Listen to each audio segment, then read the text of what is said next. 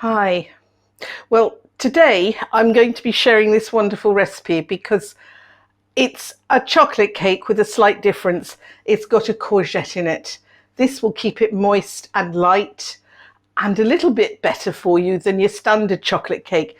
But my children and my grandchildren all prefer this cake to one without the courgette. The reason I'm doing a chocolate cake at this moment is simply because it's coming up for Valentine's, and I thought chocolate and Valentine's go together well, and everyone likes a chocolate cake. This is a pretty simple one. So the first thing I'm going to do is to take my 200 grams of chocolate, my 150 grams of butter, and put them on a very low light in the microwave to melt. This is how easy this one is. Now, I've got here 200 grams of flour, and it needs a raising agent. Levure chimique is the French equivalent of baking powder, and it comes in a particular size, pre-packed, but we want about 2 teaspoons full of it, and I know that's about there on my packet. I know this because I've done it a lot of times. So there you are. I've got 2 eggs. These eggs are from our chickens, so one's very, very big and one's very, very small, making just 2 ordinary eggs. I've got 100 grams of sugar. I'm going to prepare my courgette. We don't want the peel. We don't particularly want a green cake. There's something fairly unappetizing about that idea. So we're going to peel it. Often peels can be a little bit tough as well. And then we're going to grate it very, very finely. That's for the chickens. And I just want to cut these pieces here off. Now I've just got the flesh. Now, as you can see, it was quite a fine grater because I want very fine product. Now, one of the important things here is to take this and squeeze the liquid out of it. We don't want a soggy cake. And you can see courgettes are really wet things. This is a very important thing to do with your courgette. As you can see, I'm doing this not over a sink, but so as you can see the quantity of liquid that's coming out. That's quite a lot of liquid. And this is much more dry now. But even that I'm not happy with. I'm going to have one last squeeze. There you are. And you can see it's quite a different mixture now. It looks a lot less as well, but that's quite a lot of liquid to have come out. So I'm putting my microwave on 300 for about 6 minutes to give it chance to penetrate, because there's a lot of chocolate in there. Now, as you can see, this needs to be incorporated into the flour, and it does have lumps in it, so I will be sieving it before it goes into my cake. But there were no lumps in the chemical raising agent, the baking powder.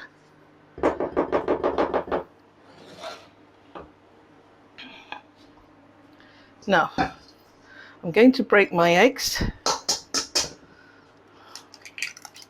and that's a double yolker.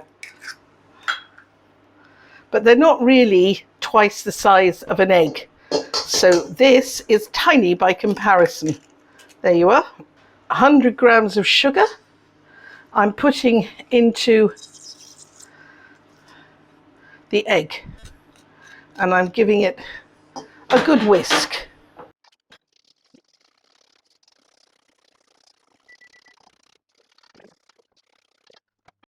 It's beautiful yellow, our eggs, aren't they? That will do. Let's have a look at our chocolate. Now I'm going to give it 1 more minute because I really want it to be easy to mix.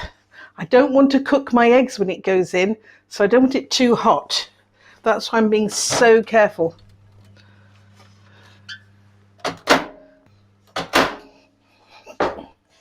So this is our butter and our chocolate, and you can see it's beginning to turn into a liquid.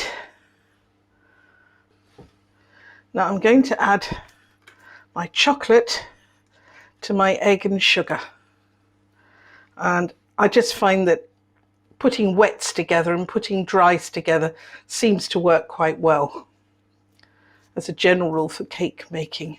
Now it looks like a chocolate sauce, doesn't it? This is half wet and half dry, really. It goes between the two. There. A chocolate cake like this is just great.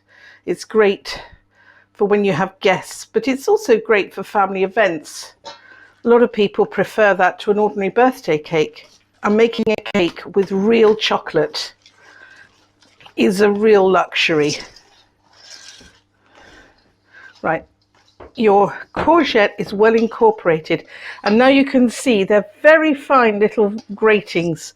The idea is the whole thing, you wouldn't know it was in there. Now we take our dry ingredients and we just push them through the sieve.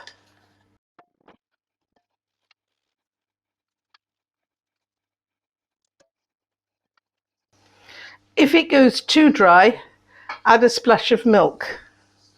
But you may not need it. It just depends on your courgette. I've used a medium-sized courgette. I don't think a small one would be sufficient. That looks to me quite wet enough. So I'm not going to add the splash of milk. Just checking that everything's well incorporated. No dry patches. Now I have here a cake tin, and I've lined it with one of those pre-made liners, but you can just use any paper that's a quick release paper, or just ordinary baking paper, and grease it.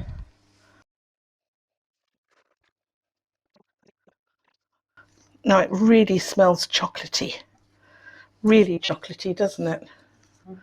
That's before it's cooked. Trying to get every last drop out. I've put my oven, it's preheated to 150 degrees.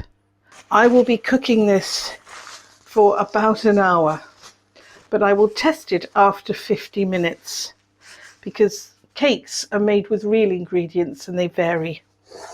My daughter cooks this cake on 180 and she puts it in for 30 minutes. But I don't like to do that. I like the heat to slowly penetrate. I like the courgette to cook all the way through. And I like a more homogeneous cake, whereas she likes a crispy outside and a slightly gooey inside. Choice is yours. So we put it in and we come back. 150 fan. It's been the hour. The whole house smells of chocolate.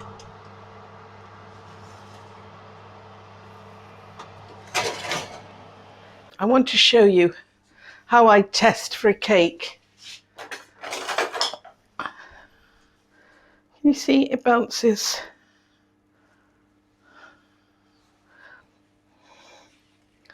That's an indication that your eggs have solidified. The idea is that an egg has got little bubbles and it solidifies around all the little bubbles, and that makes your crumb. People say you can do this. And yes, you can.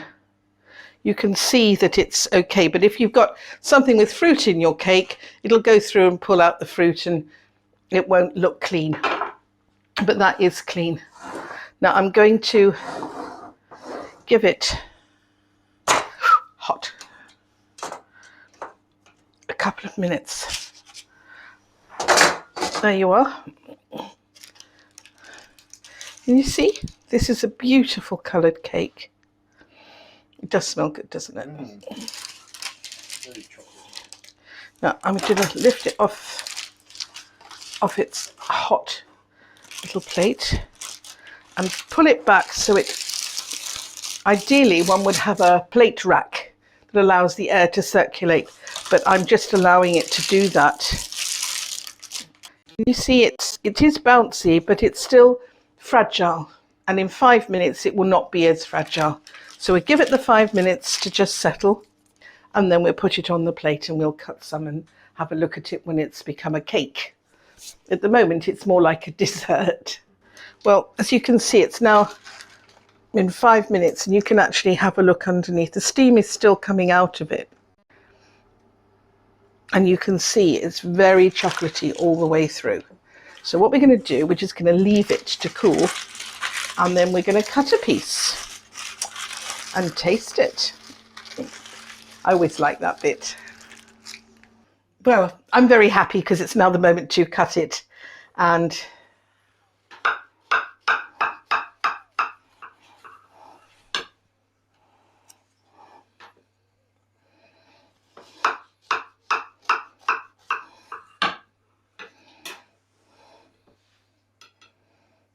isn't that a nice looking cake? I've still got steam coming out of it, but we're getting a guest coming. So I wanted to show you what it looked like. It's beautiful crumble.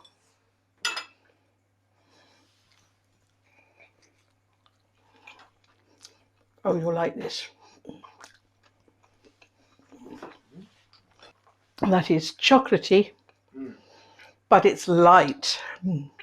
It's fluffy light, but it has real chocolate flavour. Okay, that's an acceptable use for a vegetable. Paul doesn't like vegetables, especially courgettes. And most children don't, but they wouldn't know it was in there, would you? And it was a big courgette, wasn't it? That is wonderful. That is an improvement to a chocolate cake recipe because they can be quite heavy, and that is just gorgeous, isn't it? Nice and fluffy, that. Nice and fluffy. Can you have a look and see? I think that's really successful. The cheveux limique, it's let's start that phrase again.